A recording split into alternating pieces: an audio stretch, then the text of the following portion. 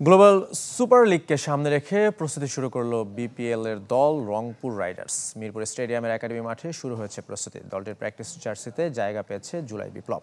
Coach হিসেবে দায়িত্ব পালন করছেন মোহাম্মদ আশরাফুল। ভিন্ন জার্সিতে অনুশীলনে রংপুর রাইডার্স।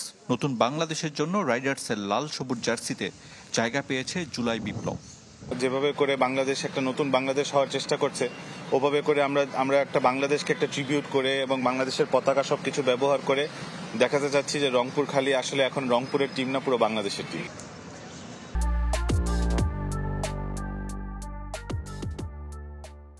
বাংলাদেশের গণ্ডি পেরিয়ে রংপুর রাইডার্স যাচ্ছে বিশ্বমঞ্চে।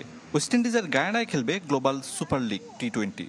গ্লোবাল লিগের জন্য ব্যাটিং কোচ মোহাম্মদ আশরাফুলের তত্ত্বাবধানে মিরপুরের অনুশীলন করেছে রংপুর। প্রথমবার বড় দায়িত্বে সাবেক বাংলাদেশ অধিনায়ক।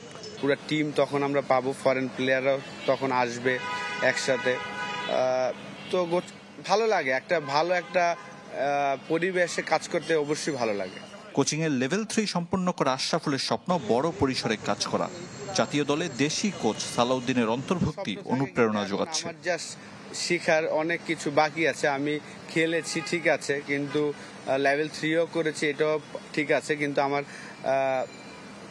কাজ করতে হবে। তো এই শুরু করলাম, আশা করি যে এখানে যদি ভালো হয়, টিম ভালো রেজাল্ট করে, তখনই আসলে অপরচুনিটি হবে।